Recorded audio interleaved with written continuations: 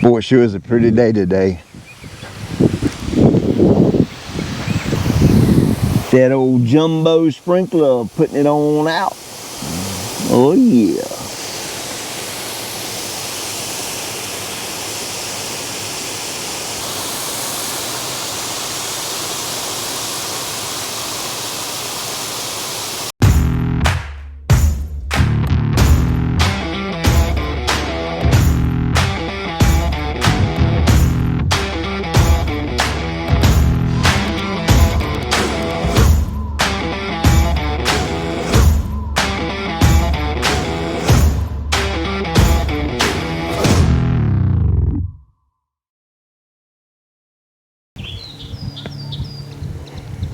Well, I call that glowing like a new penny. Thick. I got this fescue cut up at about 4 inches right now, and still, whoo, look at here, look at here, look at here. What do we have here? No, this is not brown patch. I know it has a somewhat of a round circular pattern to it, but it is not Rhizoctonia saloni. This is called heat stress or drought stress or stress from the lack of water and high heat. That is what this is called. Let me show you how to identify it. So now, similar characteristic to brown patch, you're going to kind of see the brown buried down in the canopy a little bit. They kind of share that trait in a way. Brown patch is typically a little bit darker shade of brown and kind of a little yuckier color brown. There's two ways that you can determine whether it's brown patch or if it's a heat stress related issue. Take and pull you a little piece of fescue out, or bluegrass, or whatever one you have.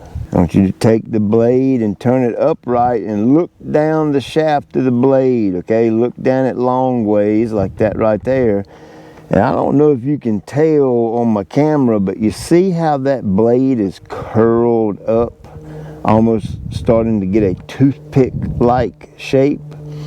That is called needling. You can see how it's kind of going to a little point like a needle would. Well, what's happening here is lack of water. Okay, the heat isn't so much the big deal right here. It's the lack of H2O.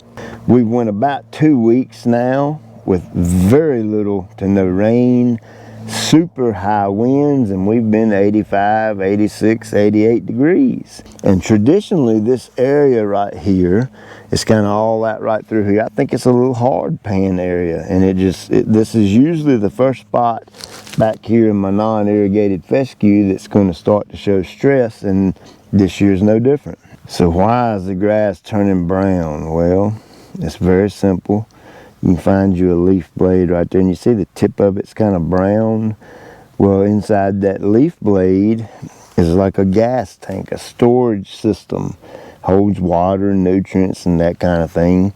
And when we go a lack of water, the crown of the plant, which is down in here next to the base of the ground, sends an email up to the top of the plant and says, hey, I'm hurting down here. I need a little help.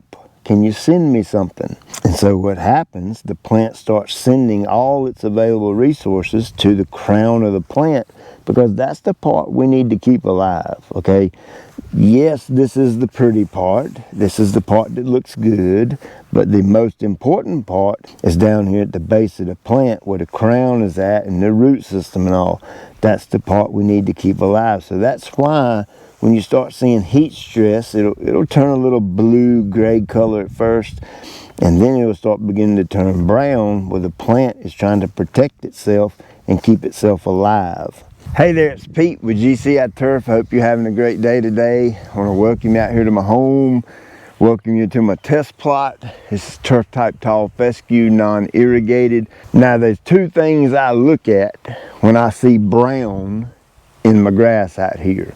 I look at the weather, and I look at the weather. Those are the two things I look at. Now, I'm real good about mentally tracking the weather 2 weeks past and the next 2 weeks coming up. I'm just pretty good at keeping a check on that and knowing my weather inside and out and what's going on. And like I said earlier, for about the past 2 weeks, very little to no rain. Been kind of hot, warm, sunny, and not to mention super windy. Abnormally windy. Matter of fact, the Old Glory is trying to fly right now. Come on, baby. Show me what you got. So when I look at my history of my past 2 weeks, and when I look at them past 2 weeks, I put all that together, and I'm like, I've been 2 weeks without water, and I'm getting a little bit of brown. Heat stress automatically comes in my mind. Drought stress, automatic, every single time. And the majority of the time, that's gonna be the issue. Now, how you separate that from brown patch is you look at your nighttime temperatures when they're getting kind of high, 65 and 70-ish and something like that. And then you notice late afternoon thunderstorms, rain, where the moisture sitting on the grass blade maybe overnight, and you're dealing with them high humidity temperatures at night, then your brain needs to go into fungus and disease mode. Because we're not really brown because we're not getting rain. Maybe you have some brown patch in your yard, rhizoctonia fungus, because of the weather conditions are favorable for that. So it's real easy to distinguish between the two. You just have to pay attention to those two things, the weather and the weather. Look at that Kentucky blue right there, baby. Whew, good day in the morning. Doing some mowing experiments right here. I've got a strip cut at 1/2 inch, strip cut at 2 inches, 1/2 inch, 2 inch, 1/2 inch. Got them different heights right through here so we can see how they manage the heat at the different heights. But look at that right there. Holy cow. Boy, I'm telling you, I am really, really, really becoming a fan of that Kentucky bluegrass. That stuff's soft. Holy cow. So let's look at my little watering setup over here. First, I got my Ellie hose reel right here. So I've got enough hose pipe, and it's one solid piece of hose pipe that I can reach anywhere I want to back here. I happen to be on a well. I made my investment up front.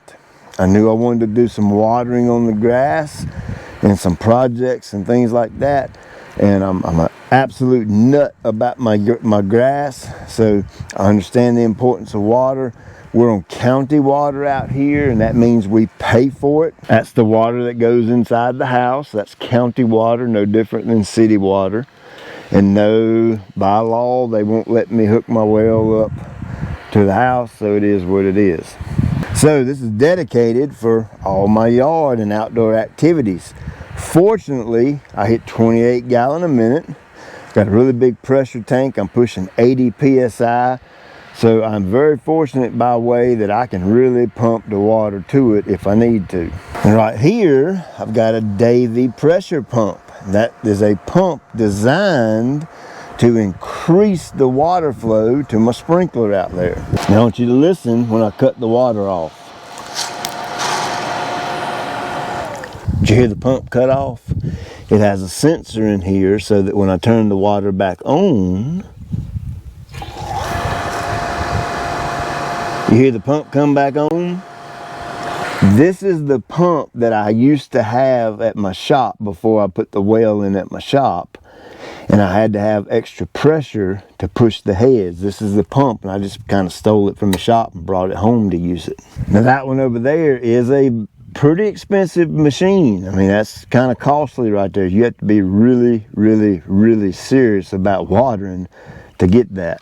This one is a much, much, much less expensive option. You can see it's got an inlet, outlet. Here's the on-off switch right here. And it's portable. Nice little handle. Take it out. Both of these units just plug into a standard, wall outlet. Now this one isn't going to perform quite as well as that one over there.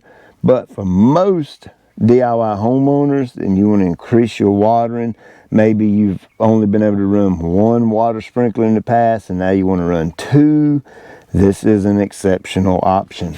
And last but not least, I've showed these for a while now.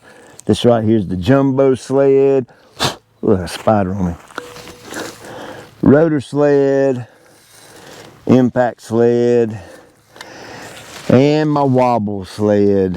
I left the wobble sled at the shop. I forgot to bring it, sorry about that. The rotor sled and the jumbo sled use like a rotor head, same as like for underground irrigation. That rotates back and forth, you know, like so.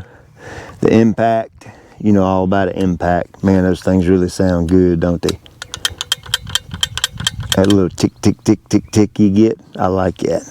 And then the wobble sled is going to be more for watering like a big circular pattern. It kind of sprays up and in a big circle. And where this one right here can be adjusted, this one can be adjusted. Those work really, really good with like standard city water pressure and that kind of thing. The jumbo sled, you can change the nozzle out in them. You can change this part out right here in them and really dial that back down and use it on, you know, regular city water or whatever. But that might be a little bit overkill for that. I think my favorite out of all of them is just the rotor sled. You know, it's plain simple. I can adjust this to do 45 degrees, 90 degrees, 180 degrees, 360 degrees.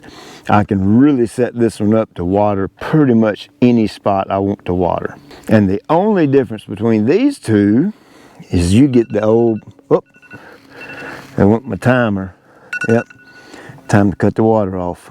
And the only difference between these two is you get the old-timey, old-fashioned tick, tick, tick, tick with the impact sled, because this one can also be adjusted 360, 180, 45 degrees, whatever. Now I want to make something crystal clear, okay? Just because you decide, hey, let's buy one of those pressure pumps so we can push more water, or let's buy a bigger sprinkler so we can water more area. You have to be clear on this, that unless your water supply, meaning how much water you have access to, your volume and all that kind of thing matches up with one of these tools over here, you might be shooting yourself in the foot. I want to make it really clear that just because you can get some of this stuff doesn't magically make you have more water supply where you live.